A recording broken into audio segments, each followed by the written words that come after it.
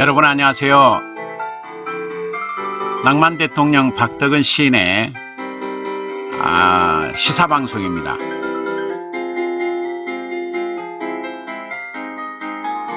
자, 오늘은 차기 대통령을 찾아서 제1편입니다. 오늘은 유시민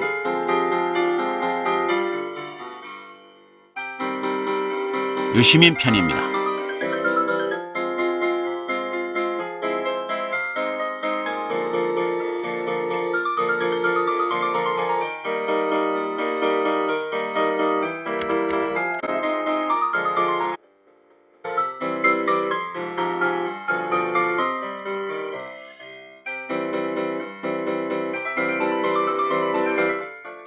네. 자, 앞으로 차기 대통령을 찾아서 여행을 떠나보도록 하겠습니다. 맨 처음 첫 편으로 유시민 씨를 찾아보도록 하겠습니다. 자, 유시민 씨는 1959년 7월 28일생입니다. 경북 경주시 내남면 망송동에서 태어났습니다. 지금은 월성군 내남면이죠. 아버지 유태우 씨와 어머니 소동필 설아에서 이남 4녀 중에 다섯째이자 차남으로 태어났습니다. 본관은 풍산 류씨고요. 종교는 무종교입니다. 혈액형은 A형입니다. 탤런트 류시온과 같은 학년이랍니다. 그 알뜰 신잡 시즌2에 안동편이 있었는데, 이 안동편에서 그 풍산 류씨 집성촌인 하회마을을 방문했을 때, 그 만난 마을 주민 어르신들이 그 유시민을 할배라고 부른 일이 있었죠. 네. 유시민의 그 선조대로 올라가 보면 굉장한 분들이 많아요. 네. 13대 조에는 조선 선조 때 의정부 영의정을 지낸 서해 류성룡이 있고요. 12조 때는 장수 찰방을 지낸 류여라는 분이 있었고, 11대조는 그 조선 중기 안기 찰방을 지낸 졸제 류원지 씨가 있었어요. 예. 이런 분들이 다 선조들입니다. 예. 그리고 10대조는 부호군을 지낸 유만하 씨가 있고요. 9대조에는 세자 시강원 자의를 지낸 주일제 류장이 있습니다. 예, 큰아버지가 있었는데 큰아버지 유서구 씨는 공무원을 지낸 내남면 면장을 지냈고요. 예, 조부 때에 이르러서 안동에서 처가가 있는 경주로 이사를 했답니다. 네. 네, 아버지 유태우 씨에 대한 얘기가 있는데, 아버지 유태우 씨는 그 미 군정이 그 교사 요원을 공채했어요. 그때 그 동양사 부분에 응시를 했는데 합격했어요. 그래서 6개월 연수를 마친 뒤에 경주 여자고등학교에 부임해서 역사를 가르쳤다고 합니다. 아버지 유태우는 역사 교사답게 그 조선 무관 충무공 김시민 장군의 이름을 따가지고 유시민이라고 지었답니다. 네. 어머니 서동필 여사는 슈퍼마켓 같은 구멍가게를 하는 평범한 주부였다고 합니다. 그 8살 연상인 누나가 있는데 유시춘이 씨죠. 고려대 국문과를 졸업했고 현재 소설가이자 EBS 이사장으로 계시죠. 2살 연하인 여동생 유시주가 있는데 이 유시주 씨는 서울대 국어교육과 서울대 국어교육과를 졸업하고 현재 번역가로 활동하고 있습니다. 희망제작소 이사이기도 합니다. 유시민은 자기 저서 나의 한국 현대사에서 이렇게 말했어요. 우리 집은 그래도 밥은 꼬박꼬박 먹었는데 학교에서 주는 탈지 분유와 옥수수죽을 받아서 먹는 친구들을 보고 가난이 뭔지 그 차이에 대해서 어린 마음에 고민했다고. 나는 푸티, 그러니까 부르주아, 그리고 리버럴, 자유주의적, 소시민적 계급 태생이라고. 나는 푸티, 리버럴적, 소시민 계급 태생이다. 이렇게 말한 적이 있어요. 유시민의 아버지 유태우는 어린 자식들에게 각종 어린이 신문을 구독하게 해주었대요. 그리고 식사 시간에는 자주 자기 전공인 역사 이야기를 들려주거나 또 한 주제를 주어가지고 자식들이 진지하게 토론하게 도와줬답니다. 현재 유시민 씨는 서울특별시 마포구 상암동에서 아내인 한경애 여사와 알콩달콩 살고 있습니다. 슬하에는 일남 일녀가 있는데 이 일녀가 바로 유수진 씨죠. 유시민의 부인 한경애 씨는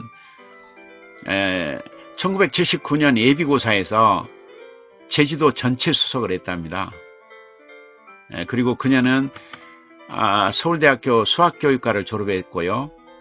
독일 마인츠 요하네스 구텐베르그 대학에서 수학사로 박사학위를 받은 수재입니다.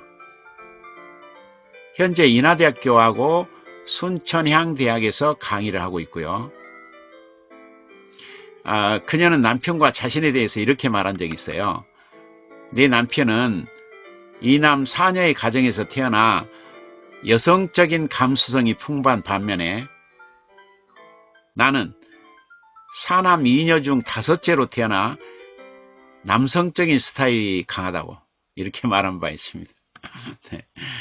이러기 때문에 두 분이 아주 조화롭게 가정을 이루고 살고 있는 것 같아요.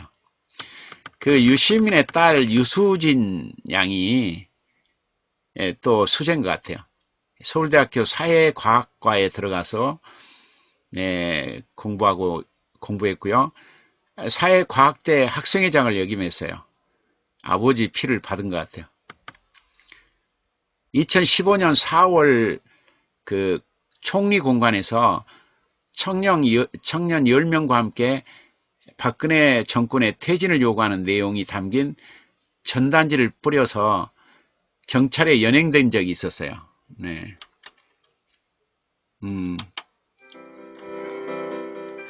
아버지도 경찰에 연행된 적이 있었는데 딸도 이렇게 경찰에 연행된 적이 있습니다. 유수진 양은 언론과의 인터뷰에서 이렇게 말했어요. 총리, 대통령, 정권 전체가 더 이상 정통성이 없다고 생각하기 때문에 이를 선언하기 위한 것이다. 이렇게. 당시 이 연행 사실을 아버지 유시민은 몰랐다고 합니다. 고초를 겪은 유시진 이 딸이 말이죠. 자기 남동생에게 부모님에게는 말하지 말자고 했고 또 남동생은 그걸 지켜가지고 집에서는 그 연행 사실을 몰랐답니다. 이 유시민 씨의 이 딸, 야무진 이 딸은 지금 프랑크푸르트 대학 사회학 석사과정에 입학해서 공부하고 있습니다. 이 유수진 양이 하루는 아버지 유시민에 대해서 이렇게 언급했어요. 아버지는 사회 자유주의자인 반면에 나는 사회주의자입니다. 이렇게 아버지는 사회 자유주의자라고. 예, 그에 비해서 유수진 양은 사회주의자라고 이렇게 야무지게 말한 때가 있었습니다. 유시민의 이 아들 유수진 씨의 남동생, 이 친구는 중학교 때 맨날 축구에만 관심이 있고 이렇게 성적이 별로 좋지 않았대요. 근데 고등학교 들어가 가지고 전교 1등을 거머쥐는 얘도 머리가 좋은 것 같아요.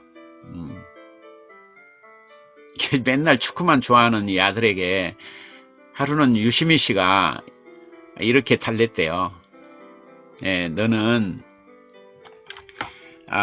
축구를 좋아하지만 호나우드나 메시가 될 재능은 아버지가 물려주지 못해서 미안하다. 그러나 꼭 축구 선수가 되는 것만이 취미를 살리는 길이 아니다. 영국 유학을 가가지고 스포츠 평론가가 될 수도 있다. 이렇게 달랬대요. 참 아들이 화나지 않게, 아들이 실망하지 않게 아빠가 잘 달래줬습니다. 마음 잡고 공부를 해가지고 중학교 때는 성적이 하위 그룹이었는데 중학교 들어가서 전교 1등을 하는 걸 보면 머리가 좋은 것 같아요. 이 친구도. 이 집안이 다 머리가 좋은 것 같아요. 그 육군 병장으로 만기 전역한 유시민은 학생운동가 출신으로 대한민국 경제학자이자 정치인이요 작가다. 이렇게 정의할 수 있겠죠. 이제 유시민으로 들어가 보죠. 자, 유시민은 14살 때 1972년이죠. 대구 수성, 그때는 국민학교죠. 지금은 대구 수성 초등학교죠. 여기를 졸업했고요. 유시민이 초등학교 졸업하기 2해 전에 중학교 입시제도가 폐지되었어요. 그래서 유시민은 초등학교 시절에 시간만 나면 축구를 하면서 신나게 놀았대요. 하루는 유시민이 이렇게 회고한 적이 있어요. 박정희가 가장 잘한 일이 있다면 그건 고교 평준화다고. 네. 예, 맞는 것 같아요. 박정희의 업적 중에 하나가 고교 평준화였던 것 같아요. 아마 박정희 같은 독재 정권이 아니었다면 이 고교 평준화를 하는데 많은 걸림돌이 있었을 거예요. 근데 독재 정권이기 때문에 가능했던 거 아닌가. 네. 한 주간지에 기고한 칼럼에서 유시민은 이렇게 평가합니다. 고교 평준화는 하나의 사회혁명이었다. 박정희라는 절대 권력자의 말이 곧 법이 되는 권위주의 체제가 아니었다면 할 수 없었을 사회혁명이었다. 대한민국을 지배해왔고 지금도 그 지배력을 일부 유지하고 있는 명문고 학벌을 해체했기 때문이다. 맞아요. 예. 명문고 학벌을 해체할 수 있는 사람이 누구였겠어요? 바로 이 독재 정권의 박정희가 할 수 있었던 유일한 일이었던 것 아닌가 생각이 됩니다. 이런 점에서 박정희 씨에게 박수를 보냅니다. 네, 유시민은 17살 때 1975년이죠. 대륜중학교를 졸업했습니다. 중학교 때까지는 아주 평범한 학생이었답니다. 네. 근데 20살 때인 1978년 2월에 시민고등학교를 졸업했어요. 근데 고교 시절 그의 성적은 아주 우수한 편이었답니다. 훗날 그는 이렇게 수려합니다. 저는 수학에는 재능이 없어서 다시 본고사 대비를 위해 수학책 3권을 통째로 주입식 암기를 했다고. 수학을 주입식 암기를 해가지고 되는가요? 매번 문제의 숫자가 달라질 텐데. 예. 고교 졸업 후에 진로를 선택하는 과정에서 그 유시민의 아버지는 유태우 씨는 이렇게 조언했답니다.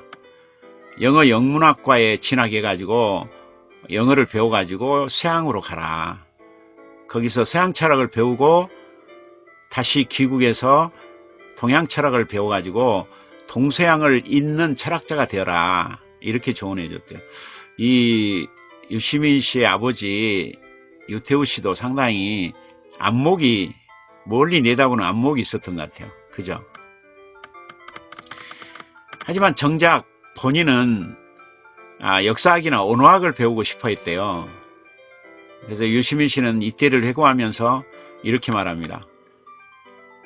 고교생이던 당시엔 정보가 없어서 공부를 잘하면 장학금도 받고 유학도 갈 수 있다는 걸 전혀 몰랐다고. 나는 가정 환경상 학문을 할 수 없을 것으로 생각했다. 그래서 막연히 법학과에 가서 사법시험을 봐야겠다고 생각했다고. 예. 이때까지도 유시민 씨는 아주 모범생이었던 것 같아요. 모범생. 그죠? 아니나 다를까 22살 때 1978년 서울대학교 경제학과로 들어갑니다. 참 대단하죠? 예. 모든 가정에서 들어가고 싶어한 서울대학교, 그것도 경제학과에 들어갔습니다. 또 상당히 그 리더십이 있었던 것 같아요. 1980년에 그러니까 24살이죠. 이때 서울대학교 총학생회 대의원회 대의원회 의장을 지냅니다. 예, 학생들이 리더로 인정해 준 거죠.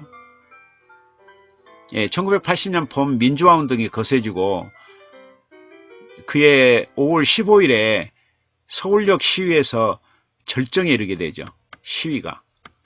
이날 서울역 광장에 모인 수만 명의 학생들은 계엄 해제 그리고 신군부 퇴진을 외쳤던 거죠.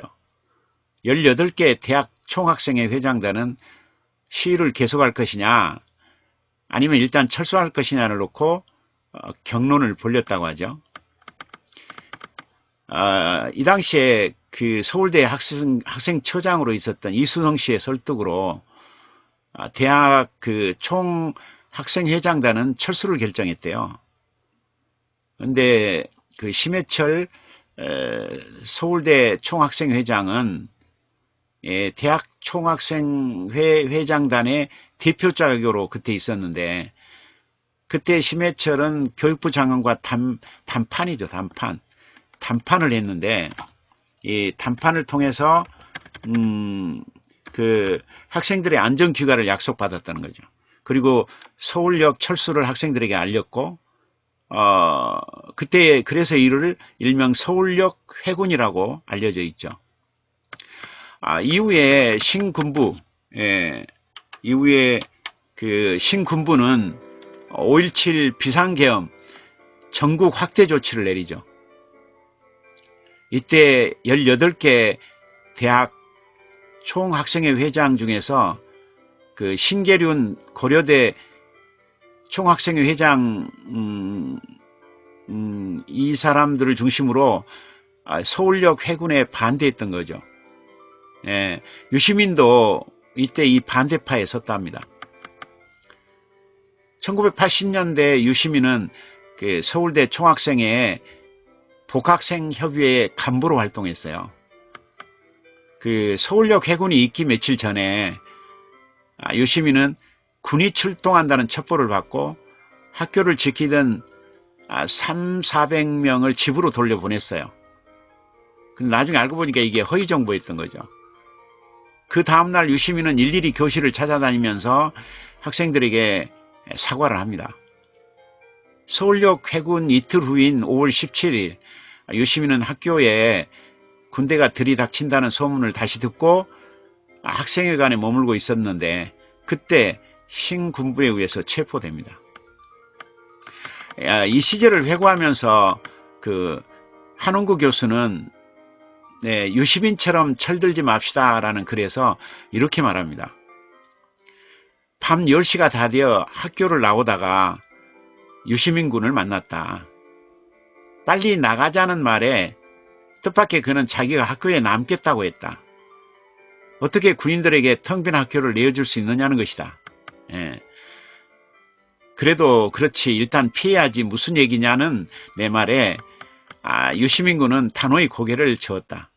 본의 아니게 양치기 소년이 됐던 그날 학생회에 책임 있는 위치에 있지 않았던 나는 그저 민망한 일로 여겼던 반면 대의원의 의장인 그는 군인들이 의기양양하게 텅 빈 학교에 주둔하는 광경을 그렸던 것이다.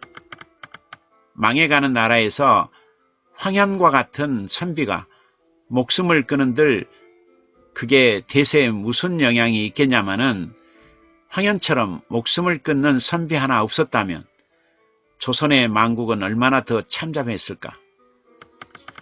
유시민 군을 남겨두고 통금이 다 되어 집에 들어와 텔레비전을 켜니까 긴급 뉴스로 비상계엄 전국 확대 소식이 나오고 있었다.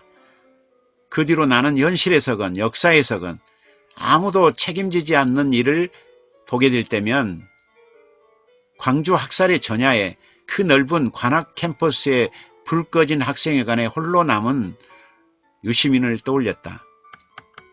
22살 어린 나이에 그는 다가오는 카타필라의 굉음을 들으며 무슨 생각을 하고 있었을까?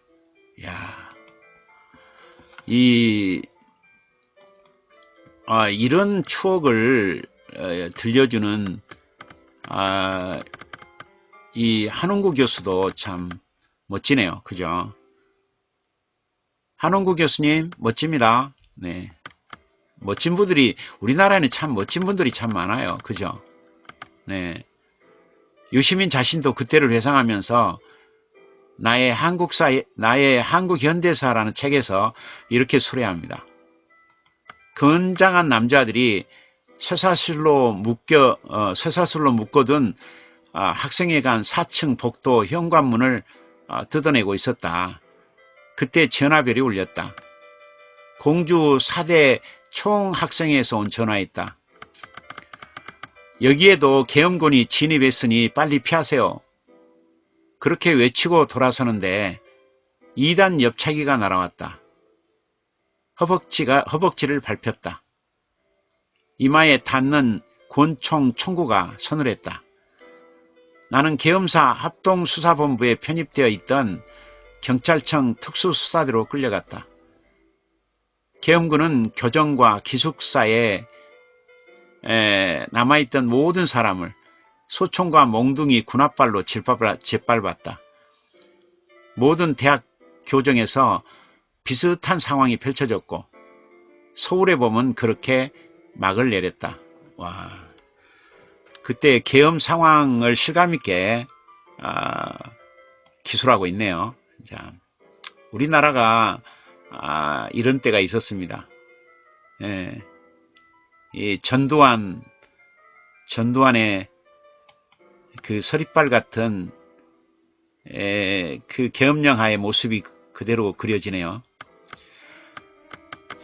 자, 유시민은 부안사로 끌려갑니다. 그래서 2달 동안 모진 고문을 받고 풀려납니다.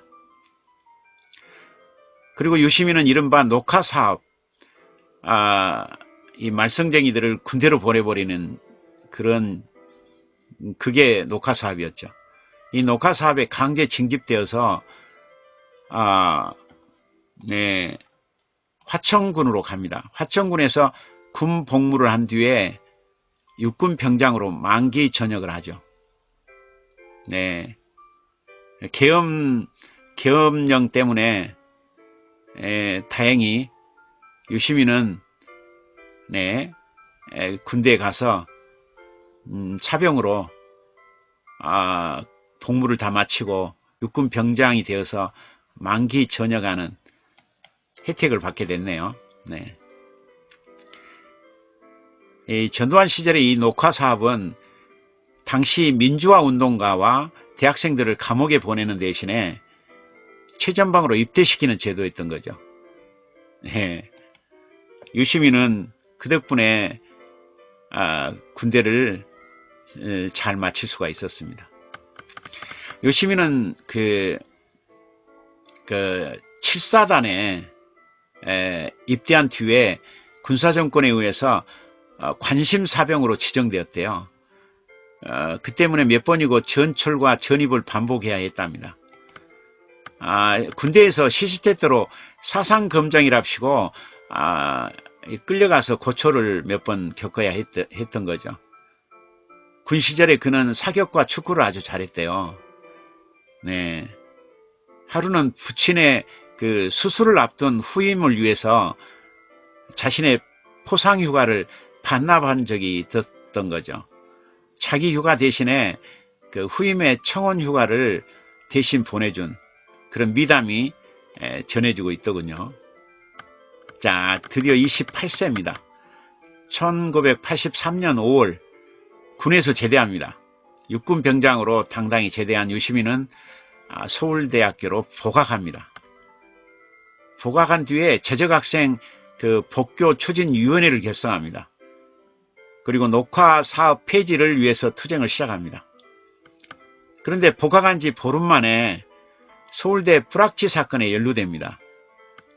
민간인을 뿌락지로 몰아가지고 감금 고문했던 1985년에 바로 요시미는 이 서울대 학원 뿌락지 사건의 주모자로 몰리죠. 그래서 폭력행위 등 처벌에 관한 법률을 위반한 혐의로 1심에서 징역을 선고받는데 1년 6개월형이었죠. 요시미는 폭력을 전혀 쓰지 않았는데도 그랬는데도 1년 6개월의 선고를 받았던 거죠. 이에 대해서 상소심 재판부인 서울형사지방법원 항소 제5부에 요시미는 항소 이유서를 제출합니다. 이 항소 이유서를 계기로 요시미 세상에 알려지게 된 거죠. 이 항소 이유서는 요시민의 저서 아침으로 가는 길이라는 책에 실립니다. 이 책에서 그는 이렇게 말합니다. 들으라 동지여. 우리들의 순관 피를 흩뿌려 이 땅에 영원한 민주주의의 푸른 잎사귀가 번성하도록 할 용기를 그대들은 주저하고 있는가? 예. 네.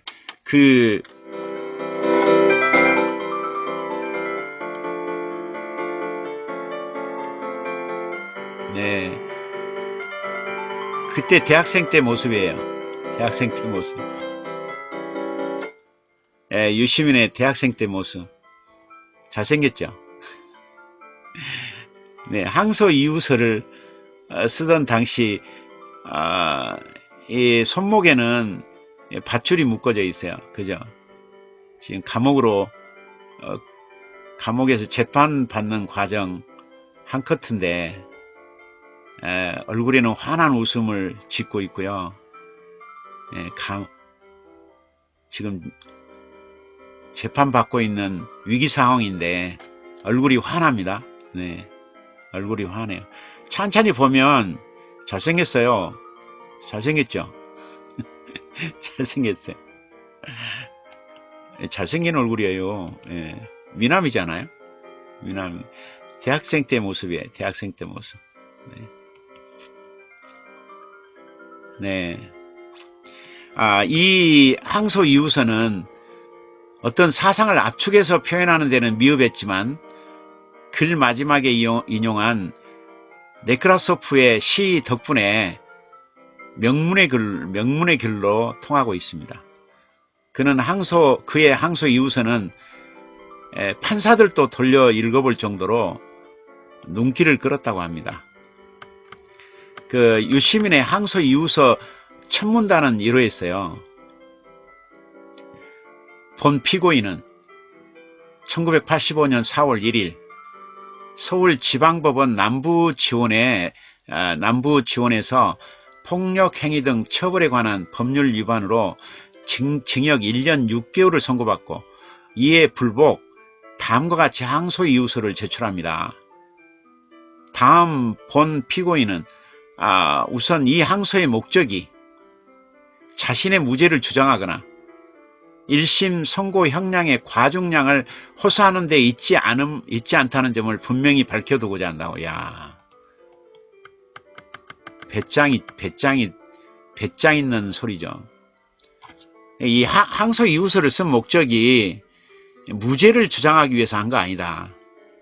그리고 1심 선고 형량의 과중량을 호소하는 데 있지 않다. 멋진 남자지 않아요, 여러분? 이 항소는 다만 도덕적으로 보다 향상된 사회를 갈망하는 진보적 인간으로서의 의무를 다하려는 노력의 소산입니다. 또한 본 피고인은 1심 판결에 어떠한 논란거리가 내포되어 있는지 1심 판결에 어떠한 논란거리가 내포되어 있는지 알지 못하며 또 알고 싶은 생각도 없답니다. 자신의 행위의 정당성을 판단하는 기준으로서 본 피고인이 관심을 두고 있는 것은 뭐냐? 바로 하나님이 주신 양심이란 척도이지 인간이 만든 법률은 아니기 때문이다. 와, 이렇게 항소 이유서들을 당당하게 걸어갑니다. 항소 이유서 속에는 그의 군 시절 얘기도 끼어 있습니다. 본 피고인은 민족 분단의 비극의 현장인 중동부 전선의 최전방에서 그것도 최말단 소총중대라는 우리 군대의 기간부대에서 3년을 보낼 수 있었음을 크나큰 행운으로 여기며 남에게 뒤지지 않는 훌륭한 병사였음을 자부합니다. 네, 그때 사격술도 좋았으니까. 네. 그리고 이 항소 이유서의 끝마무리를 이렇게 장식합니다. 이 성스러운 날에 인간 해방을 위한 투쟁에 몸바치고 가신 숱한 넋들을 기리면서 작은아마 정성 들여 이 글이 감추어진 진실을 드러내는데 조금이나마 보탬이 될 것을 기원해 봅니다. 모순 투성이기 때문에 더욱더 내 나라를 사랑하는 본 피고인은 불의가 횡행하는 시대라면 언제 어디서나 타당한 격언인 네크라소프의 식구로 이 보잘것없는 독백을 맞추고자 합니다. 네크라소프의 식구는 이렇습니다. 슬픔도 노염도 없이 살아가는 자는 조국을 사랑하고 있지 않다. 1985년 5월 27일 성명 류시민. 네. 자, 이게 바로 그 유명한 류시민의 항소 이유서입니다.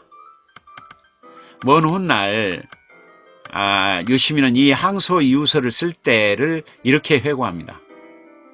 그 항소 이유서를 쓸 때가 26살이었는데 첫 문장부터 초고를 다 쓸 때까지 14시간 걸렸다고.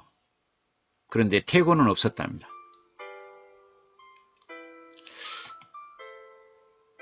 천재 같아, 천재. 천재 아니에요? 천재 같아. 우리나라 정치가 중에서, 우리나라 지필가 중에서 천재 중에 한 사람 같아요. 그렇잖아요, 여러분. 26살 때는 천재 얼굴 좀 보여드려요. 천재 얼굴. 천재 얼굴. 예. 제가 그린 초상화들입니다. 천재 얼굴. 천재 얼굴을 지금 여러분들은 보고 계십니다. 예. 천재 얼굴 맞죠? 천재 얼굴을 만나고 있습니다. 예.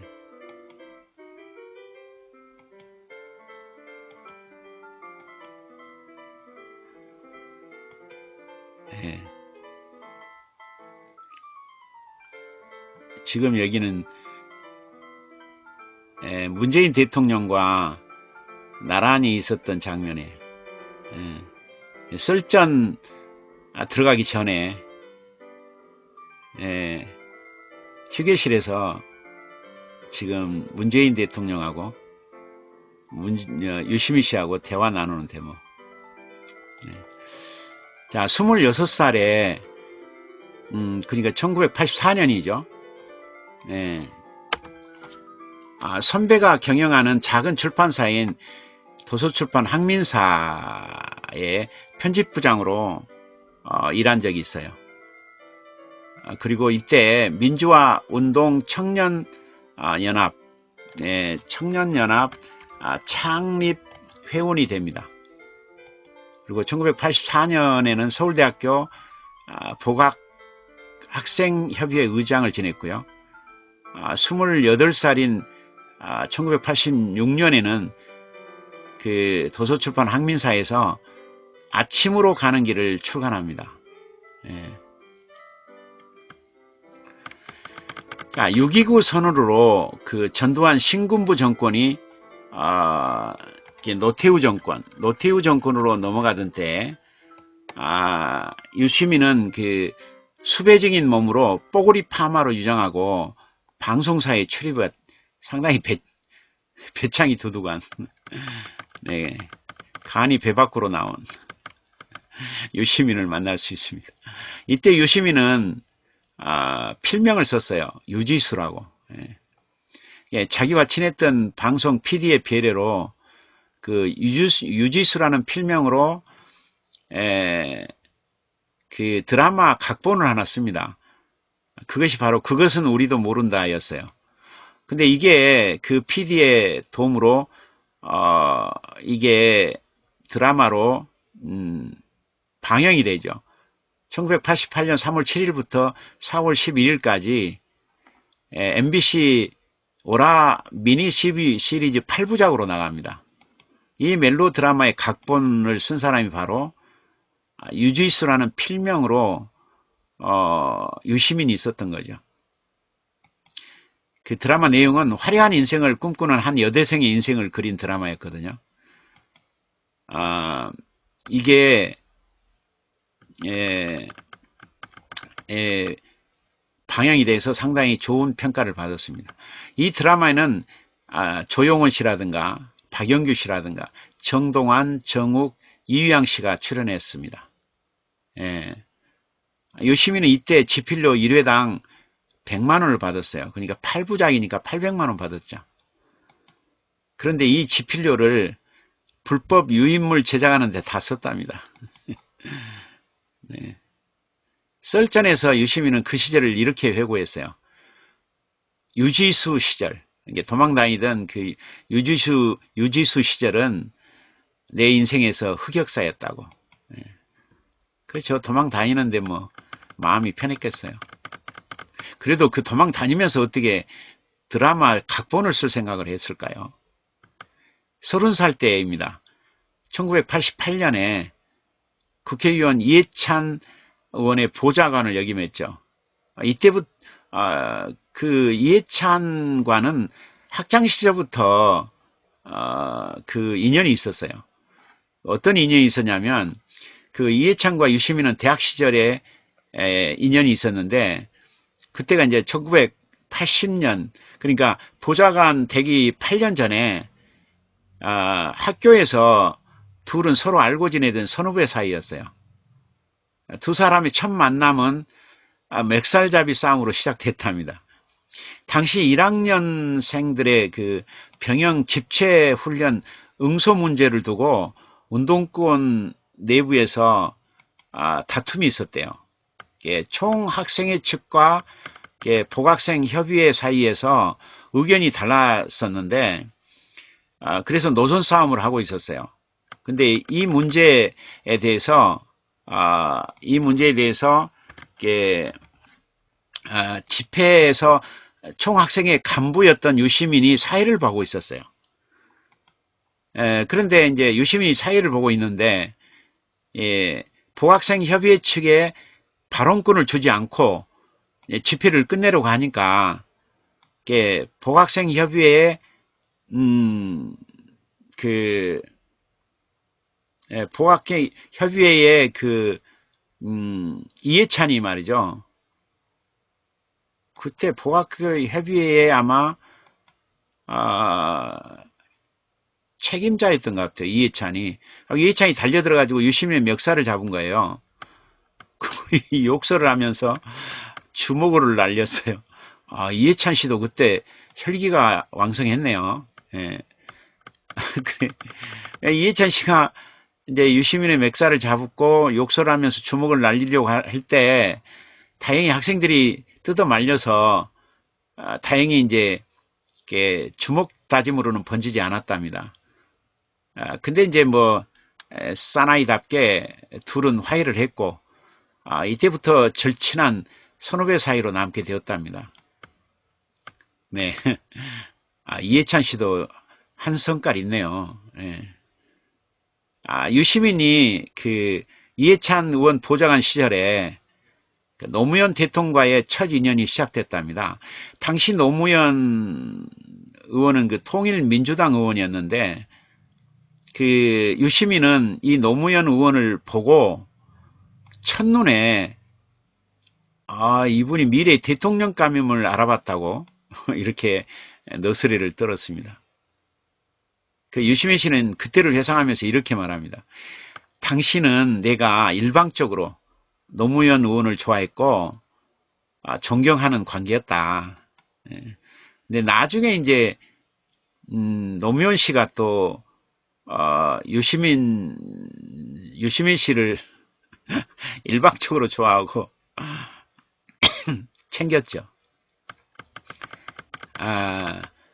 1988년 네.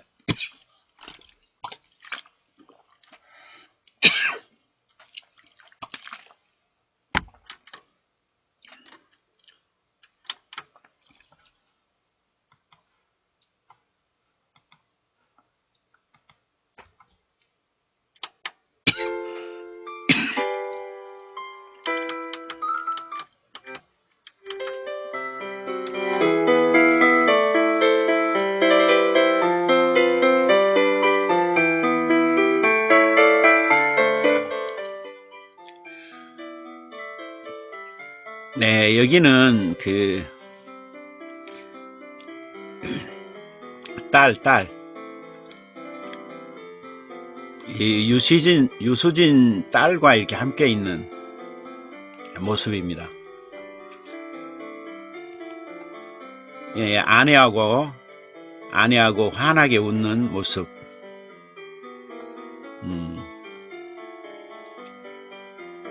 는 작가로서만 지필에 전념할 때 이 모습.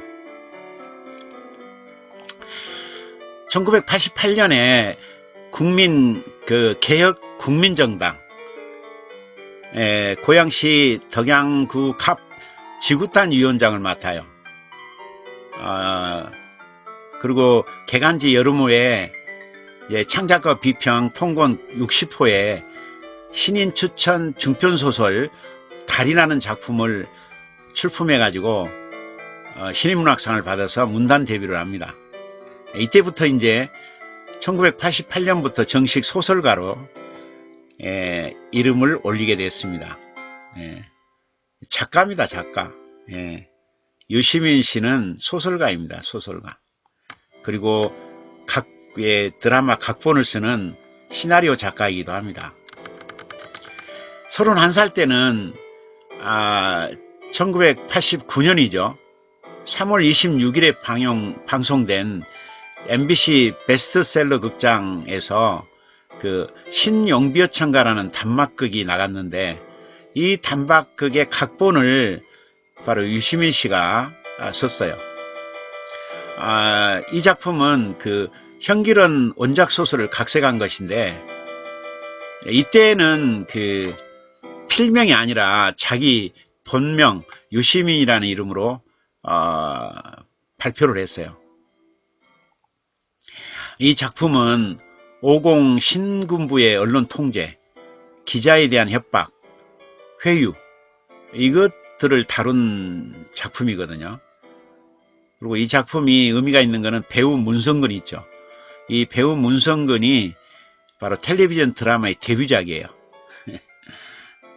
배우 문성근 씨가 이 드라마 데뷔작이 바로 이 신용비어천가 바로 유시민의 그 각색 작품이에요.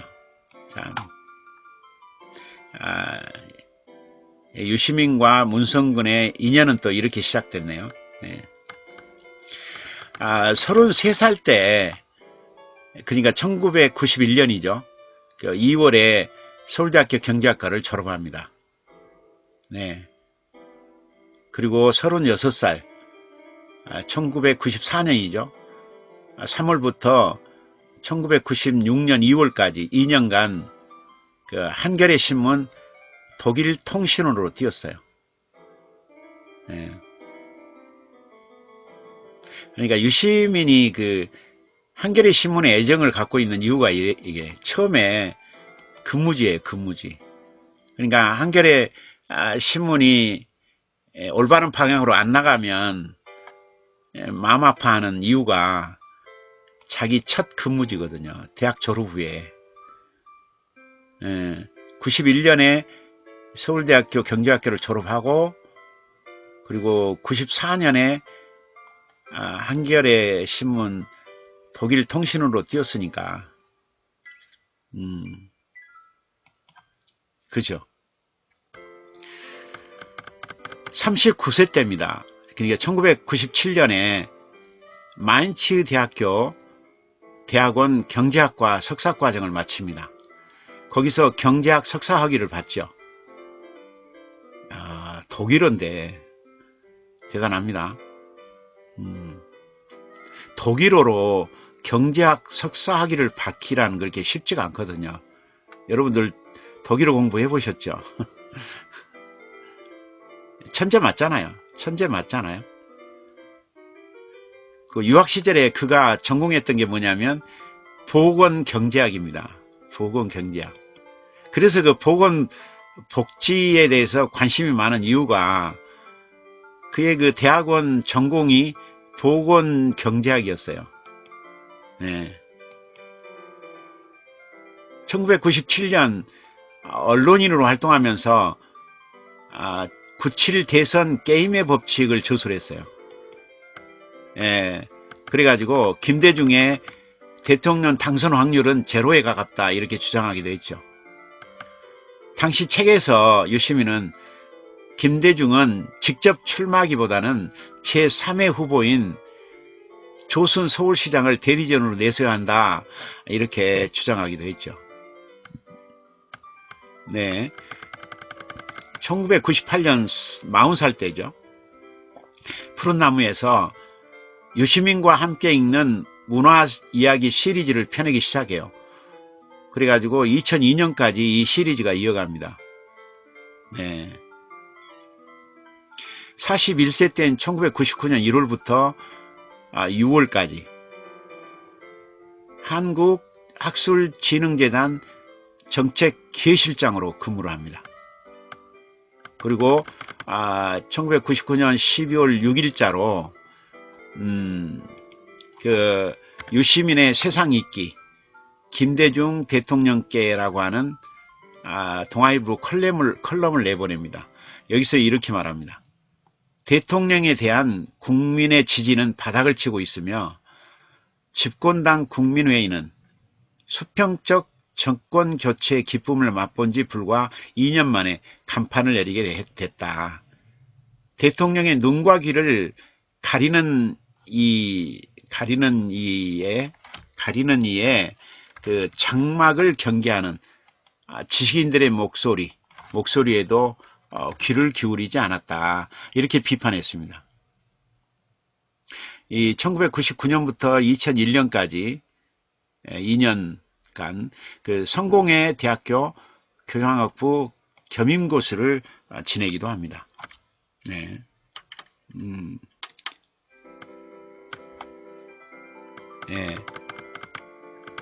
42세 때인 2000년에는 Why Not? 불온한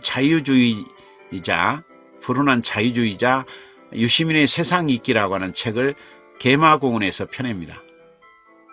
그리고 2년 뒤인 44세 때 2002년에는 돌베개 출판사에서 유시민의 경제학 카페 유시민의 경제학 카페 그리고 개마공원에서 노무현은 왜 조선일보와 싸우는가 이런 책을 세상에 내보냅니다.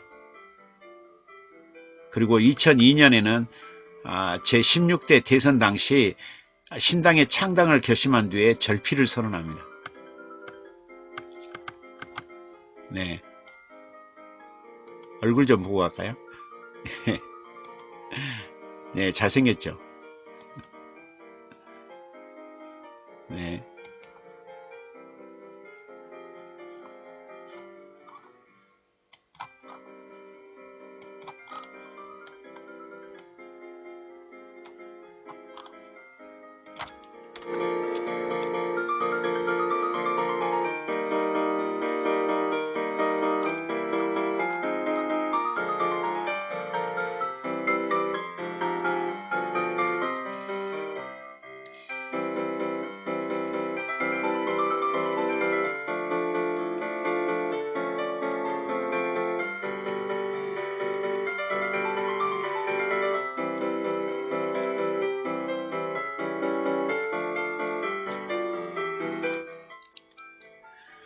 (2002년) 10월에는 40여 명이 각자 500만원씩 내놓고는 2억 원을 만들어요. 그래가지고 신당인 개혁국민정당, 약칭 개혁당이죠.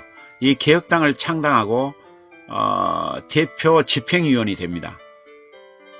그리고 이듬해 4월 24일 국회의원 경기 고양시 덕양구 갑 보궐선거에서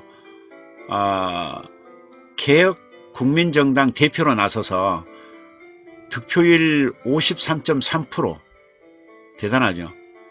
53.3%를 얻어가지고 2004년 5월까지 제16대 국회의원이 되어서 국회에 진출합니다. 네, 이때 재밌는 게 있었죠. 45세 때인 2003년 열린우리당 전자정당위원장이 되었고, 그리고 4월 29일 날 의원 선서시에 그 캐주얼 콤비에 라운드 티를 입고 등장해 가지고 논란을 일으켰어요.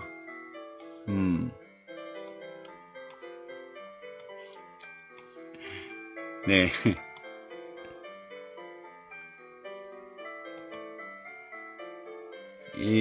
이게 어떤 옷이었냐면, 이 옷이었어요. 이 옷 입고 갔어요. 밑에 흰 바지에다가 위에 캐주얼 복장으로 넥타이도 차지 않고 이렇게 참석했어요. 그래가지고 난리가 났죠. 난리가 났. 캐주얼 콤비에 라운드 티를 입고 밑에는 흰 바지를 입고 등원을 했어요. 그 국회의원 선서하는 첫날 모습이에요. 백바지에 라운드 티 셔츠 복장으로 이 복장은 어마어마한 어그로를 끌었어요. 당시 한나라당은 물론이고 민주당 의원들까지 경악을 금치 못했어요. 도대체 뭐하는 짓이냐? 국회의원이 장난이냐? 너 어디서 왔어? 그에게 야유가 와르르 쏟아졌습니다. 충격받은 한나라당 의원들이 대거 퇴장하면서 시끄러웠죠. 선서는 그 이튿날로 미루는 참사가 벌어졌습니다. 그 이튿날은 일반적인 정장 차림으로 참석해 가지고 정상적인 선서를 함으로써 사태는 일단락되었죠.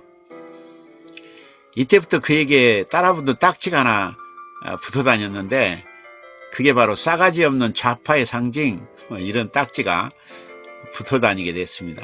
싸가지 없는 좌파의 상징. 네. 네. 2003년 그 제16대 국회 보건복지위원회 위원이 됐어요. 드디어 독일에서 대학원 때 배웠던 전공을 살리게 됐죠. 46세 때인 2004년 열린우리당 경기도 당위원장이 되었죠. 이어서 열린우리당 제4 정책조정위원장이 되었어요. 그리고 이듬해 47세 때 아니죠. 46세 때죠. 2003년이 45세 때니까. 46세 때인 2004년에 푸른나무에서 개정판인 거꾸로 읽는 세계사를 펴냈습니다. 그리고 민주화운동 기념사업회에서 메모리 오브 메이 1980이라는 책을 냈고요. 푸른나무에서 개정판인 부자의 경제학, 빈민의 경제학을 각각 펴냅니다. 거꾸로 가는 세계사에서 그는 이렇게 언급합니다. 미국이 세계 경찰이라고 하면서 전쟁을 중지하는 척하면서 미국이 세계 경찰이라고 하며 전쟁을 중지하는 척하면서 군수물자를 팔아먹는 만행만큼은 손가락질 받아야 한다. 이렇게 맞죠? 지금 미국이 그렇잖아요. 세계 경찰이라고 그리고 전쟁을 중지하는 척해요. 겉으로는 그래요. 근데 속으로는 군수물자를 팔아먹고 있잖아요. 이걸 지적한 거죠. 2004년 5월에 고양시 덕양 갑구에서 우리 당으로 출마해가지고 득표율 47.9%를 얻어요. 그래가지고 제17대 국회의원에 당당히 당선되죠. 그리고 2008년 5월까지 국회의원으로 활약하게 됩니다. 이때 제17대 국회 보건복지위원회 위원이 또 되고요. 그리고 이듬해 2005년에 그는 이렇게 말합니다. 대통령이 욕 먹을 때는 같이 먹고 비가 올 때는 같이 맞아야 되지 않겠냐, 이런 말을 하죠. 그리고 이런 말도 합니다. 나는 한나라당 박멸의 역사적 사명을 띠고 태어났다, 이렇게 하죠. 그리고 17대 국회는 폭력 국회이자 박근혜 국회다, 이런 말도 했고요. 그리고 국회의원 시절 내내 유시민은 초지일관 노무현 정책을 지지해 줬어요. 이런 말이 유명하죠. 일단 사령관이 돌격 앞으로 하면 이 산이 아니더라도 가봐야 하는 것 아닌가, 이렇게 의리의 사나이입니다. 자, 47세 때입니다. 2005년에 열린우리당 상임중앙위원이 됩니다. 이어서 열린우리당 혁신위원회 부위원장이 되고요. 그리고 제17대 국회 재정경제위원회 위원이 됩니다. 그리고 푸른나무에서 개정판 내 머리로 생각하는 역사 이야기를 발간합니다. 그리고 48세 때인 2006년 2월에 바로 제44대 복지부 장관을 맡게 되고요. 그리고 2007년 4월까지 1년 2개월간 복지부 장관을 맡습니다. 드디어 독일의 대학원에서 공부한 자기 전공을 최대한 발휘할 기회를 잡게 된 거죠. 그는 보건복지부 장관으로 임명되면서 아주 의욕적으로 각종 정책을 펼칩니다. 기초노령연금, 또 노인 장기 요양보험, 이걸 도입했어요. 그의 업적 중에 아주 칭찬할 만한 거죠. 이는 2007년 4월에 국회에서 관련 법률을 통과시켜 주었어요. 그래서 더 이제 자리 잡게 된 거죠. 그가 열심히 복지부 장관으로 열심히 일한 만큼 욕도 바가지로 얻어먹습니다. 하지만 썰전에 출연한 전원책 변호사도 이렇게 칭찬합니다. 유시민은 장관으로서 일을 매우 열심히 잘한 사람이다. 전원책 변호사가 칭찬에 좀 인색한데 유시민 네, 그 복지부 장관 시절은 칭찬해주고 있습니다. 유시민 자신도 이렇게 회고합니다. 복지부 장관 시절이 내가 정치인으로서 가장 보람 있었던 때다고.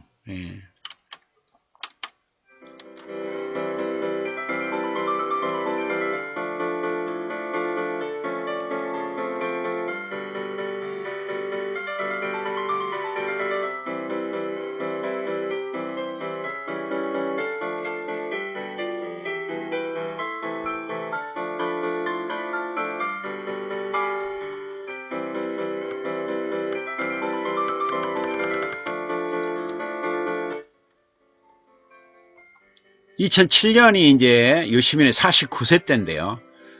제17대 대통령 선거 정동영 후보 선거대책위원회 국민대통합위원장이 됩니다. 그리고 이때 활약을 하죠. 그리고 돌베개에서 대한민국 개전운을 펴냅니다. 50대 때죠. 2008년 제18대 국회의원 선거에서 무소속으로 대구 수성구 을로 출마합니다. 물론 기대하지는 않았어요. 근데 의외로 득표율이 32.6%나 얻었어요. 하지만 그때 한나라당 주호영 후보에게 밀려서 낙선하고 맙니다. 이제 이 낙선한 이후에 2008년에서 2009년까지 그 경북대학교로 가가지고 경북대학교 인문사회 자율전공 개설 교양 과목이었던 그 생활과 경제라는 과목을 맡아서 교양 강좌를 합니다. 그는 이때를 떠올리면서 이렇게 말합니다. 400명 분량의 답안지를 채점하느라고 힘들었다고. 많은 학생이 수강을 했던 것 같아요. 2008년 2월입니다. 노무현 대통령은 퇴임 직후에 봉하마을에서 이런 여설을 했어요. 내가 보기엔 노무현과에 속하는 정치인이 하나 있다고. 유시민 씨라고. 유시민 씨를 만나보면요. 제가 하는 것이 다 마음에 안 들어서 때때로 쓴소리를 많이 해요. 오늘 제가 그렇게 고마움을 표시하고 싶었던 것은 가장 어려울 때 유시민은 저를 지켜줬습니다. 여러분이 그렇듯이 어려울 때 친구가 친구고 어려웠을 때 견디는 정치인이라야 진짜 정치인입니다. 이렇게 노무현 대통령은 유시민을 의리 있는 사람으로 인정해 준 것 같아요. 어려울 때 친구가 되어주고 어려울 때 견디는 정치인이어야 된다. 바로 유시민은 그런 사람이다. 그리고 유시민은 노무현과에 속하는 정치인이다.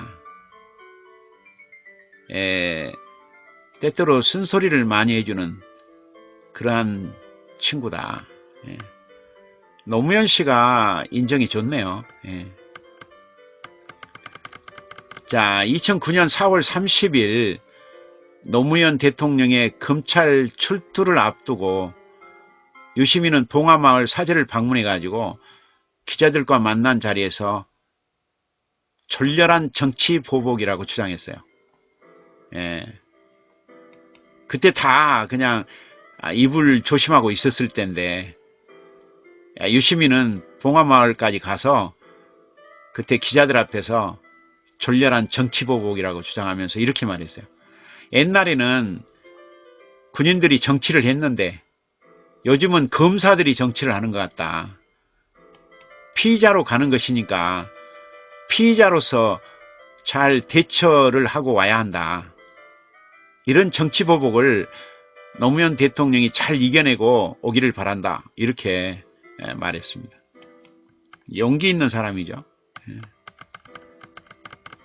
2009년이면 유시민 씨가 51세 때입니다. 그때 5월 23일인데 노무현 대통령이 서거를 했죠. 왜 서거했는지는 역사가 판단하겠죠. 노무현 대통령의 정치적 경호원이자 노무현의 입이라고 불렸던 유시민은 노무현 대통령이 서거하자 서울역 국민분향소에서 한치의 흐트러짐이 없이 조문객들을 맞이합니다. 그리고 대통령 국민장 장의위원회 위원이 되어서 끝까지 함께하죠.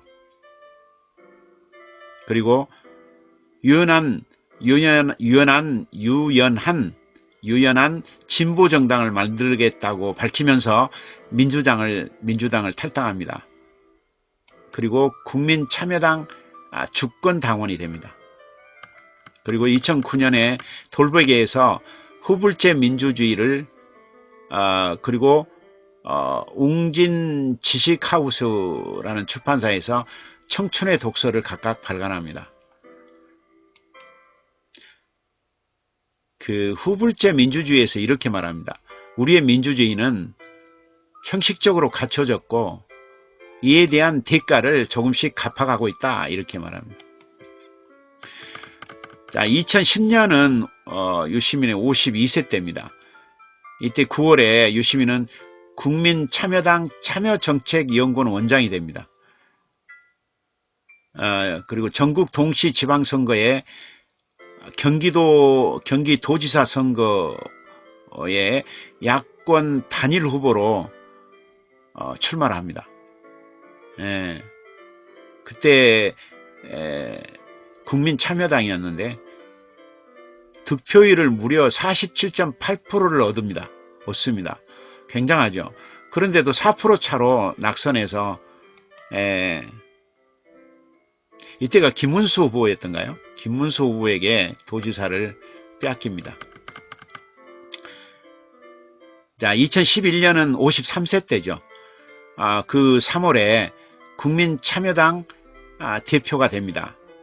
이때 유시민은 당 대표적 수락연설에서 이렇게 연설합니다.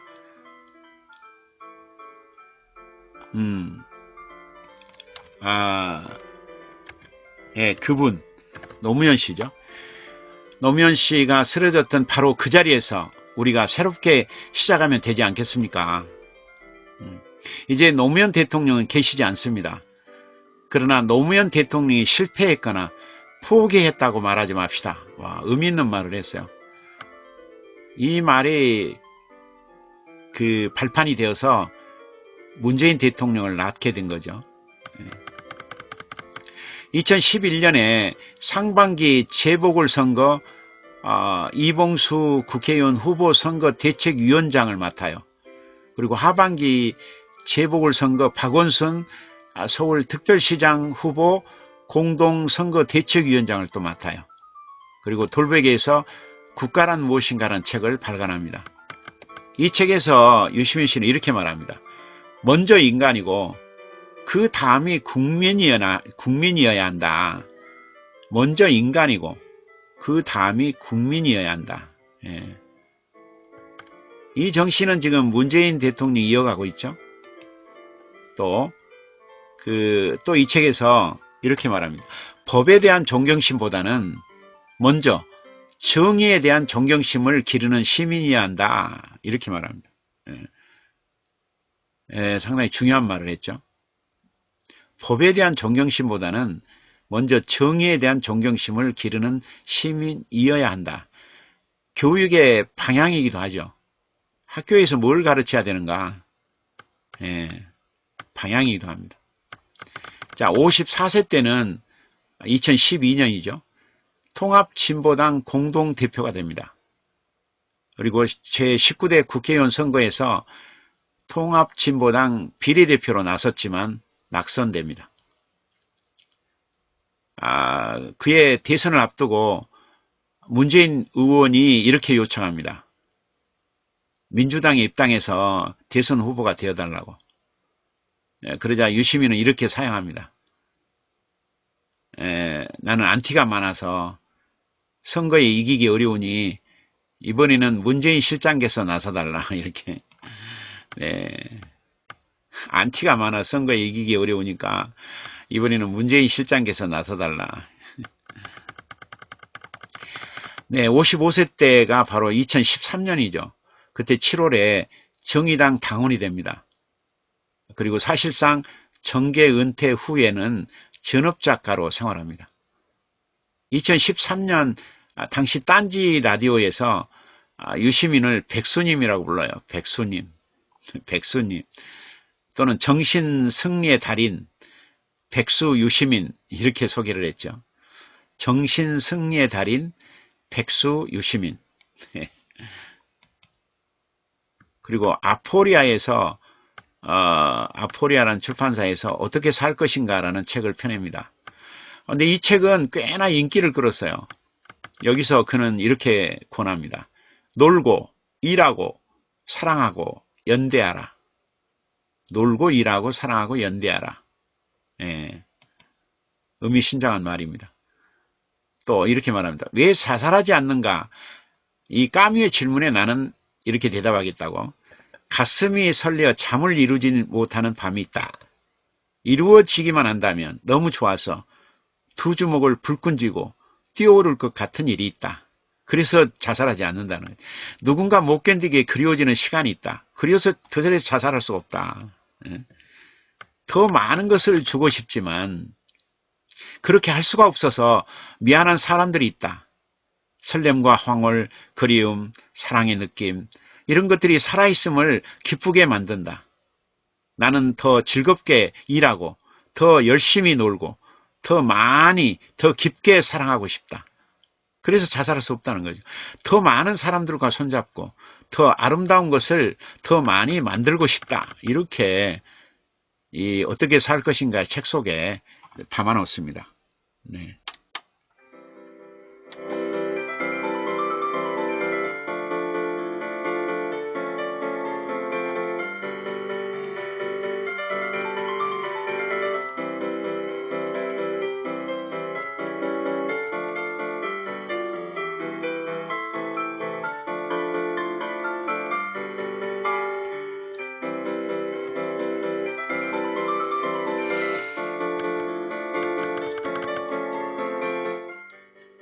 (2014년은) 56세입니다. 56세. 그는 돌베개 출판사에서 나의 한국 현대사를 세상에 내보내는데요. 거기서 그는 이렇게 말합니다. 1978년 1월 2박 시험을 보러 간 서울대학교 관악 캠퍼스에는 교문이 없었다. 네. 그리고 이렇게도 말합니다. 내가 4.19를 좋아하는 것은 4.19를 만들어낸 욕망과 4.19가 만든 변화를 5.16 혁명을 일으킨 욕망과 5.16이 만든 변화보다 훌륭하다고 생각하기 때문이다. 왜 자기가 5.16보다는 4.19를 좋아하는 이유를 이렇게 말했어요. 4.19를 만들어낸 욕망하고 4.19가 만든 변화 이게 5.16을 일으킨 욕망과 5.16을 만드는 변화보다 더 훌륭하다고 생각하기 때문이다. 맞죠? 이게 그 욕망과 변화가 국민의 행복을 위한 쪽이어야 된다고 말해요. 네. 딴 데 있으면 문제가 되는 거죠. 자기의 욕망, 자기의 어떤 이익을 위해서 이렇게 정권을 잡을 때 문제가 있는 거죠. 국민의 행복을 위해서 국민의 행복을 위한 욕망을 가져야 된다. 그리고 국민의 행복을 위한 변화가 돼야 된다. 그리고 또 그는 자신을 이렇게 규정합니다. 고등학교 시절 출세라는 것을 하려고 공부를 열심히 했다. 그런데 대학에 들어간 후부터는 공부보다는 정부와 싸우는 일에 더 많은 시간을 썼다. 야학에서 같은 연배의 노동자들을 가르쳤으며 학생회 임원을 맡았다가 감옥 구경을 하기도 했다. 26살 이후에는 주로 글 쓰는 일로 밥벌이를 했다. 30대 중반에 독일로 유학을 가서 경제학을 더 공부했다. 40대에는 칼럼니스트로 활동하다가 정치에 입문해 국회의원과 보건복지부 장관으로 잠시 공직 사회를 경험했다. 뿌티 부르주아 계층의 대구 경북 출신 지식 엘리트로서 젊은 나이에 이름을 알리고 출세를 했지만 결국 정치에 실패한 후에 문필업으로 돌아온 자유주의자가 나다. 이렇게 말합니다. 솔직하죠. 솔직한 사람 같아요. 자, 2015년에 그 생각의 길이라는 출판사에서 그 유시민의 글쓰기 특강, 그리고 유시민의 논술 특강, 이걸 펴냅니다. 그 유시민의 글쓰기 특강에서 그는 이렇게 말합니다. 훌륭한 글은 뭐냐? 뜻을 잘 전달하기 때문에 이해하기 쉽다. 훌륭한 글은 뜻을 잘 전달하기 때문에 이해하기 쉽다. 훌륭한 글은 읽는 사람의 이성을 북돋우고 감정을 움직인다고. 그 읽는 사람의 이성을 북돋우고 감정을 움직이는 글이 훌륭한 글이라고. 그리고 글쓰기도 노래와 다르지 않다. 독자의 공감을 얻고 마음을 움직이는 글은 잘 쓴 글이다. 독자의 공감을 얻고 마음을 움직이는 글은 잘 쓴 글이다. 독자가 편하게 읽고 쉽게 이해할 수 있도록 쓰는 것이 기본이다. 또 이런 말도 합니다. 글도 그림과 다를 것이 없다. 보이는 것에서 시작해서 귀로 듣는 것을 거쳐 마음으로 느끼고 머리로 생각하는 것을 적으면 된다. 중요한 것은 뭐든 많이 쓰는 것이다. 문자로 쓰지 않는 것은 아직 자기의 사상이 아니다. 글로 쓰지 않으면 아직 논리가 아니다. 굉장히 논술에서 중요한 말을 하고 있습니다. 네. 자, 2015년 57세 때입니다. 이때 11월에 모교인 시민고등학교를 방문해요. 거기서 국사 교과서의 국정화 문제에 대해서 강연합니다. 그리고 58세 때인 2016년에 생각의 길 출판사에서 표현의 기술이라는 책을 내고요. 그리고 창비라는 출판사에서 유시민의 공감필법을 각각 발간합니다. 표현의 기술에서 그는 이렇게 강조합니다. 표현의 기술은 마음에서 나온다. 내 생각과 감정을 나다운 시각과 색깔로 표현해야 된다. 맞는 말이죠.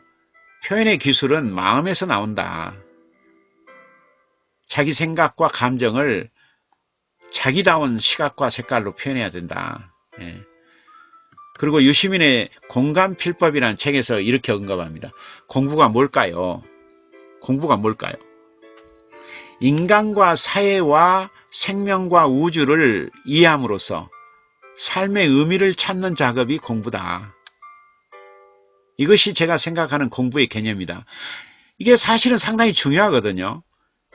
중고등학교의 공부의 방향이 이 방향이어야 된다는 거예요. 그렇잖아요. 인간과 사회와 생명과 우주를 이해함으로써 삶의 의미를 찾는 작업이 공부해야 된다. 그래서 이 공부가 중고등학교에 자리 잡아야 돼요. 그렇죠. 2016년 3월 17일에 썰전에서 전원책 변호사가 이렇게 물어봅니다. 당신 친노냐? 이렇게 물어봐요. 그러니까 이에 대해서 유시민은 이렇게 대답합니다. 저는 뼛속까지 친노죠. 노무현 대통령을 좋아하니까. 뼛속까지 친노라고. 네, 2016년 10월 17일에 언니들의 슬램덩크에 환경에 관한 주제를 다루면서 게스트로 출연했었는데요. 그리고 12월 9일에는 대통령 탄핵소추 가결 후에 JTBC 뉴스룸에 출연해가지고 손석희와 인터뷰를 하기도 했고요. 그리고 2017년 1월 3일에는 뉴스룸 토론에 출연하기도 했습니다. 이 토론에 대해서 딴지일보는 이렇게 평가합니다. 이제 좀 있으면 구름을 타고 다닐 법한 해탈의 지위에 오를 것이라고 묘한 뉘앙스의 말을 했네요. 이제 좀 있으면 구름을 타고 다닐 법한 해탈의 지위에 오를 것이다. 그 예언이 맞는가 지켜보겠습니다. 59세입니다. 2017년에 광주 전남 향토 기업인 보혜양조 사회이사로 선임됩니다. 그러자 일각에서는 이런 농담조가 날아다녔죠. 공직 안 하려고 도망친다고. 네. 하루는 유시민이 저는 총리를 하라고 하면 할 것 같다고 이렇게 농담조로 말했는데 이게 커뮤니티에서 많이 떠돌아다녔어요. 설전에서 잘리게 하자. 책 안 팔리게 해가지고 돈 못 벌게 하자. 그를 산채로 잡아와라. 무슨 방법을 써서라도 문재인에게 데려가야 한다. 정의당과 연정하는 셈 치자. 이제 그만 정의당에서 나오시죠. 뭐 이런 말들이 커뮤니티에 떠돌아다녔습니다. 자, 2017년 2월 5일입니다. 썰전 205회 했는데 205회 때 문재인 후보가 직접 그 출연한 자리에서 전원책이 먼저 말을 꺼냅니다. 전원책 변호사의 말이 그저 덕담 아닙니까? 이렇게 말하니까 유시민이 그건 덕담이 아니라 악담이죠. 그러니까 이제 유시민을 그 이제 정치로 러브콜 하는 문제죠. 예. 그러니까 옆에 있던 문재인이 이렇게 말합니다. 국민들이 러브콜 하면 그게 운명이 되는 것이죠. 이렇게. 이때 류심이 이렇게 대꾸합니다. 국민들이 저를 러브콜 할 방법이 없으니 그건 마음 놓이죠. 그건 마음이 놓이죠. 이렇게. 이런 대화들이 재밌습니다. 그저 덕담 아닙니까? 그건 덕담이 아니라 악담이죠. 이렇게. 문재인 대통령이. 그 당시는 후보였죠. 문재인 후보가. 국민들이 러브콜 하면 그게 운명이 되는 것이죠. 그러니까 유시민이. 국민이 저를 러브콜 할 방법이 없으니 그건 마음이 놓이죠. 이렇게. 2017년 5월 4일이었어요. 썰전에서 전원책 변호사가 이렇게 물어봅니다. 총리 이야기 왔느냐? 이렇게. 혹시 총리 시켜준다고 연락이 왔느냐? 그렇게 물어보니까 이때 유시민이 이렇게 대꾸합니다. 총리는 호남이라는데, 예? 난 영남이잖아요. 이렇게. 난 영남이잖아요. 예, 총리가 호남이어야 되는데 나는 영남이다고. 그러니까 총리 이야기가 온 바 없다. 그런 말이죠. 예. 2017년 5월 5일에 김어준의 파파이스에 출연한 자리였어요. 김어준 씨가 물어봅니다. 혹시 내가 총리가 될 수 있지도 않을까 그런 설레발 아닙니까? 이렇게 물어보니까 유시민 씨가 이렇게 말합니다. 총리는 비영남 쪽으로 한다고 했으니 이제 자기 자신은 해당이 안 된다고. 그러니까 김어준 씨가 이렇게 물어봅니다. 그럼 두 번째 총리를 해야지 속으로 문재인에게 가고 싶은 거 아니냐 하고 물어봅니다. 그때 유시민 씨는 나는 공직에 나갈 생각이 없다 이렇게 말합니다. 네.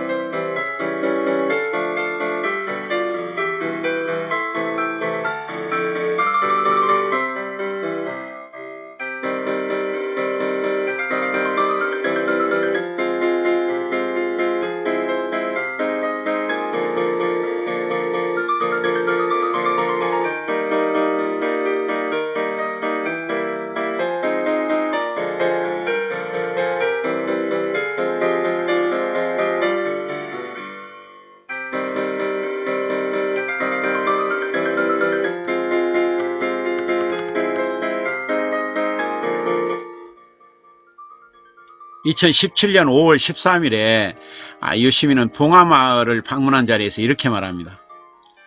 문재인 정부에 들어가지 않겠다. 문재인과 연락을 너무 자주 하면 비선이 될 수 있어서 차지하고 있다. 진보 오용 지식인이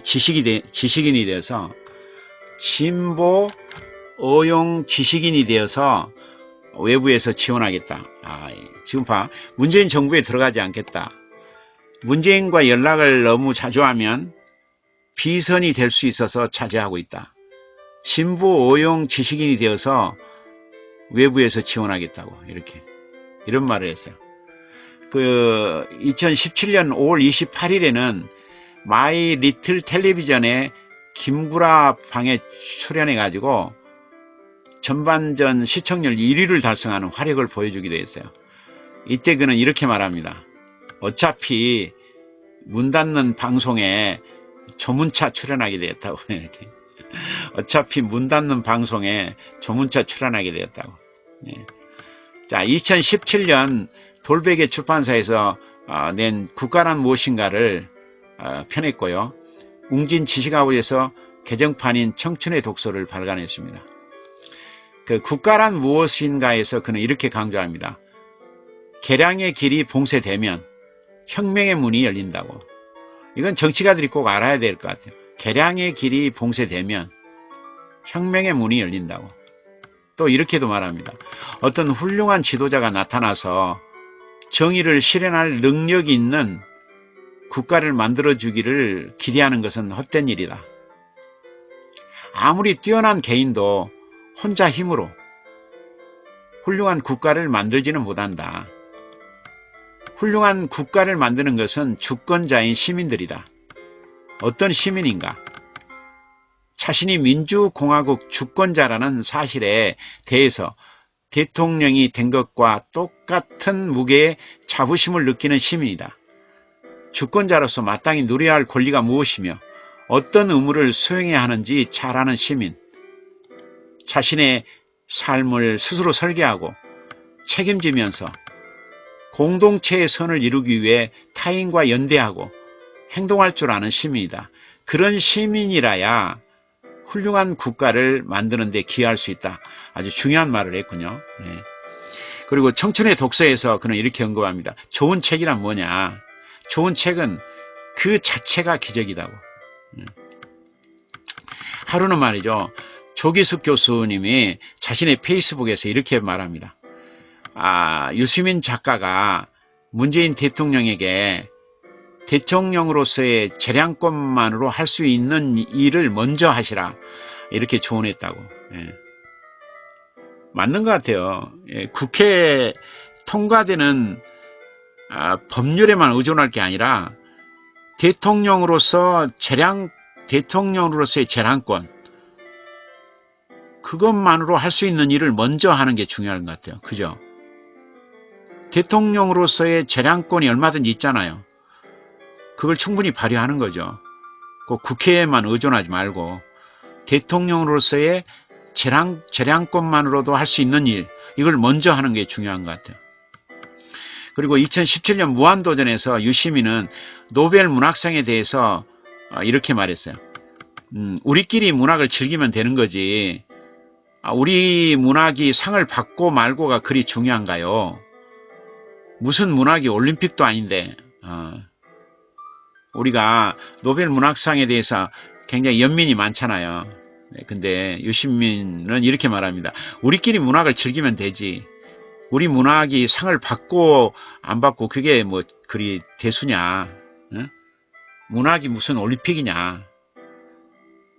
의미심장한 말입니다. 때로는 자리를 내줄 때도 알아야 되는데 그럼 그때가 언제인가요? 하고 유재석이 물어봅니다. 그럴 때 유시민은 이렇게 말합니다. 내가 쓰임새가 없다. 그런 판단이 들면 그 자리를 벗어나는 게 본인한테도 좋다고 생각한다. 이 자리는 나보다 딴 사람이 있는 게 나을 것 같다. 그런 생각이 들 때, 그럴 때 과감하게 떠나는 것도 멋이라고 생각한다. 박수 칠 때 떠나야 한다고. 정치가들이 새겨야 할 말 같아요. 2017년에 가장 영향력 있는 문화예술인 조사 결과 유시민이 1위를 차지했어요. 이때 2위는 도종환, 3위는 조정래였습니다. 2018년 작년이죠. 60세 때 이 유시민은 노회찬 국회의원 정의당장 장례위원회 공동장례위원장으로서 조의를 표했고요. 참 슬퍼했죠. 그리고 돌베개 출판사에서 역사의 역사라는 책을 발간합니다.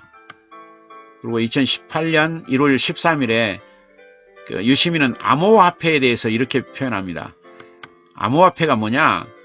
엔지니어가 만든 이상한 장난감이라고. 장난감이다. 예, 엔지니어가 만든 이상한 장난감이라고. 예, 정확한 표현인 것 같아요. 2018년 6월 13일 지방선거 당일에 그는 이렇게 말합니다. 이제 저는 정의당 당원이 아닙니다. 정의당에서 탈당한 것 같죠? 정의당에서 탈당해서 무소속이 된 그는 2018년 9월 정치 일선에서 물러나서 평범한 시민으로서 집필과 강연과 토론에만 전념하겠다고 합니다. 하루는 전원책 변호사가 이렇게 물어요. 싹쓸이해서 그렇게 좋으냐 하니까 유시민 씨의 답변, 솔직히 속이 다 시원하다고. 그러자 이런 드립이 등장합니다. 이제 정의당 눈치 볼 거 없으니 빨리 산채로 잡아야 한다. 민주당에서 하는 말이겠죠. 이제 정의당 눈치 볼 거 없으니 빨리 산채로 잡아야 한다고. 유시민은 정계 은퇴를 선언한 뒤에 작가, 논술 강사, 강연자, 방송인으로서 활동하고 있습니다. 그리고 유시민은 자기 자신에 대해서 이렇게 말합니다. 이것저것 하다가 지금은 글 쓰는 사람이라고. 그리고 자칭 지식 소매상이라고. 또 진보 어용 지식인이라고. 그리고 방랑 예능이라고 이렇게 자칭 칭하고 있습니다. 그리고 이런 말도 해요. 방송은 부업이고 본업이 작가다고. 그동안 유시민은 여러 TV 프로그램에 출연했는데요. 그 JTBC 그 설전에 그 진보 진영을 대표하는 역할로 출연했죠. 이때 그 보수 진영을 대표하는 역할은 전원책 변호사가 맡았는데, 그리고 사인은 김구라가 맡았고요.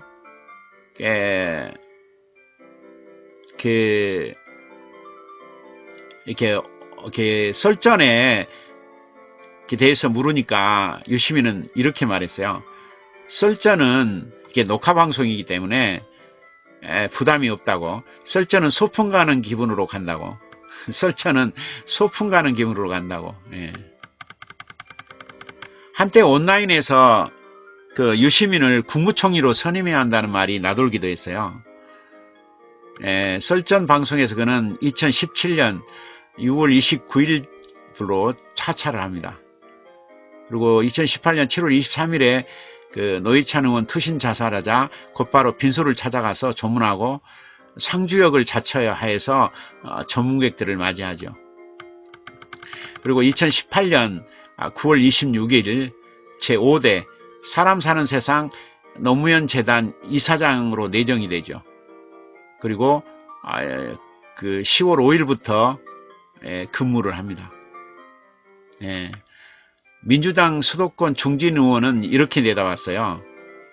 이해찬 씨는 말이죠. 노무현 정부에서 총리를 지내던 시절 자신이 문실장으로 불렀던 문재인을 2012년 대선에 출마시켜가지고 5년 뒤에 대통령이 되는 기반을 마련하게 하는데 자부심을 느끼고 있다고. 또 이해찬 씨는 자신이 유보좌관으로 불러온 유시민이 또다시 대권주자 반열에 낀다면 2번 연속 킹메이커 역할을 하게 된다고. 이해찬 대표의 유시민 영입은 더불어민주당의 대권 잠룡 풀을 늘리기 위함이다. 이런 말을 했어요. 의미심장한 말이네요. 2018년 10월 15일에 노무현 재단 이사장 취임식에서 유시민은 이렇게 강조합니다. 임명직 공무원이 되거나 공직선거에 출마한 일은 제 인생에 다시는 없을 것임을 분명하게 말씀드린다. 이렇게 말했는데요. 그리고 2018년 12월 22일에 또 이렇게 말합니다. 노무현 대통령 관련 가짜 뉴스에 대한 대응과 현 정부 정책 소개와 이슈 정리를 목적으로 하는 인터넷 방송을 팟캐스트 유튜브에서 하겠다. 이게 지금 알릴레오죠. 은퇴 비슷하게 했지만 어용 지식인으로 복귀하겠다고. 그래가지고 지금 그 알릴레오를 지금 하고 있는 거죠. 61세죠. 지금 2019년 61세입니다. 2019년 1월에는 팟캐스트 채널인 유시민의 알릴레오를 열고 방송을 시작합니다. 이 방송은 유튜브 채널 사람 사는 세상 노무현 재단과 그 팟캐스트 채널 유시민의 알릴레오에 업로드되고 있는데요. 방송 하루 만에 구독자 10만에서 43만으로 급등했고요. 그리고 2019년 3월 17일에는 구독자 73만 명에 이르고 있습니다. 대단하죠? 73만 명 구독자가. 성공한 이 팟캐스트 채널입니다. 장윤선 기자가 이렇게 말합니다. 유시민이 기침하면 여의도엔 독감이 된다고. 장윤선 기자가 뭘 내다보고 있는 것 같아요. 유시민이 기침하면 여의도엔 독감이 된다. 하루는 이런 질문을 받았어요. 폭발적인 유튜브 반응에 대해서 어떻게 생각하느냐고. 그러니까 유시민은 이렇게 말합니다. 난감하다.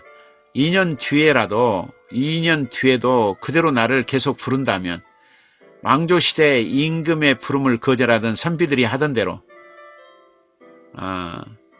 칭병하거나 아니면 운동하겠다고. 병이 있어서 못 나가겠다. 아니면 운동하겠다고. 그리고 이런 말도 합니다. 나는 정치인이 아니다.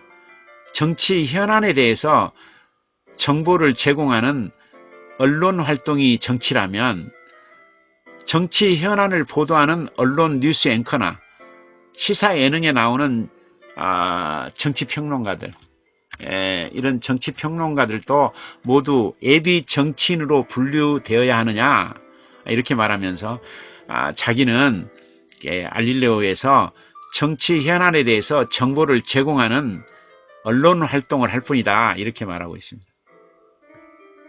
자, 알릴레오 제4호에서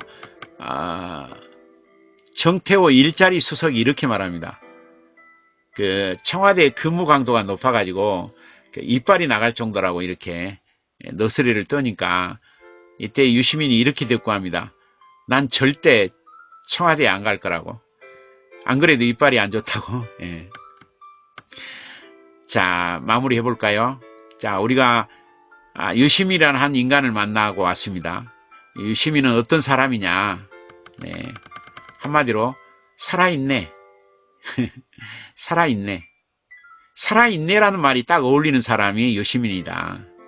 그 야성이 있어서 멋진 사람이다.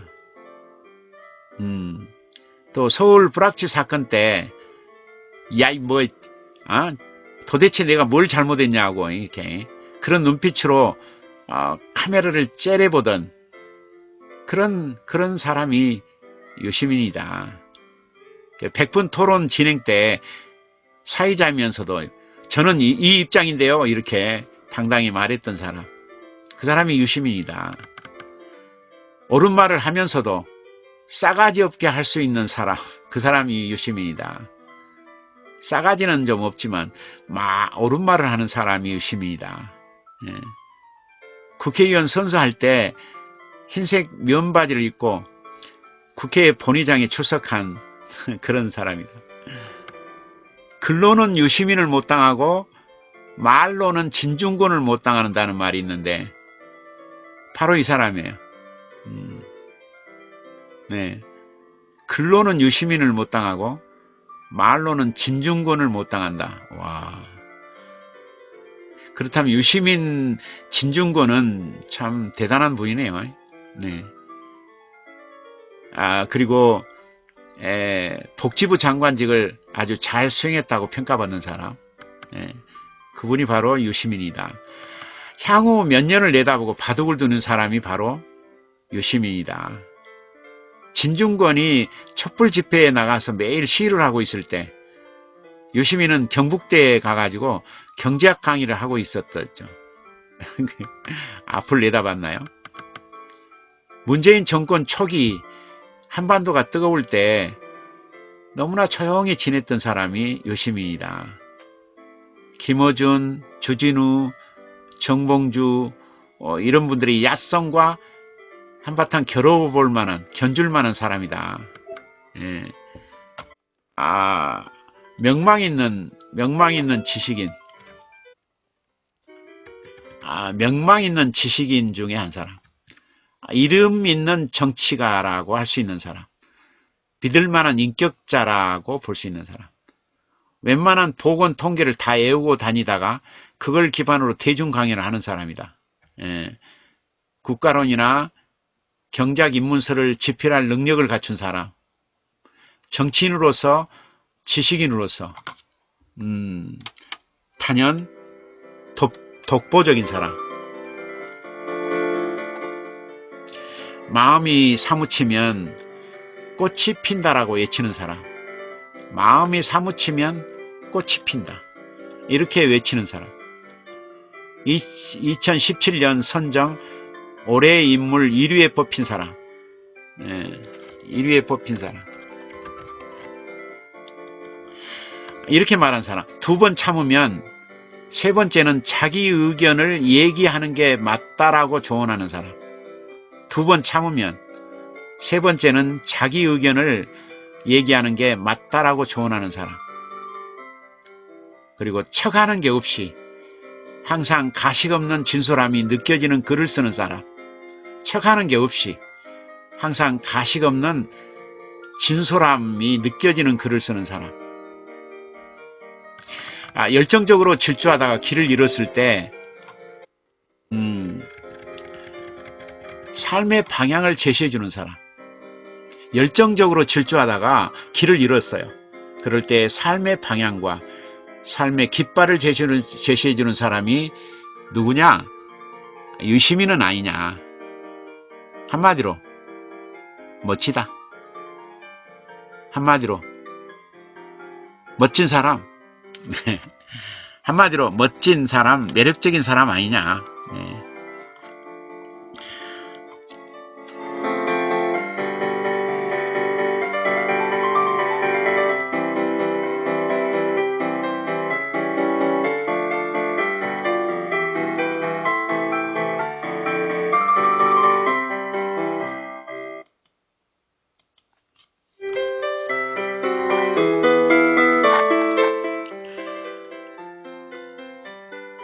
자, 오늘은 미래 우리의 나라를 맡아줄 차기 대통령을 찾아서 첫 번째 시간이었습니다. 오늘은 유시민 씨를 만나보았습니다. 자, 선택은 국민들이 하는 거지만 선택하기 전에 그분의 생애를 한번 검토해보고 그리고 그분의 경력, 그분의 생각, 그분의 인생관, 그분의 세계관을 만나볼 수 있어야 되겠죠. 네. 그래서 차기 대통령을 찾아서 첫 번째 유시민 편을 오늘 방송해 드렸습니다. 앞으로 차기 대통령 감을 찾아서 여행을 떠나보도록 하겠습니다. 자, 오늘은 여기까지 하겠습니다. 여러분 안녕.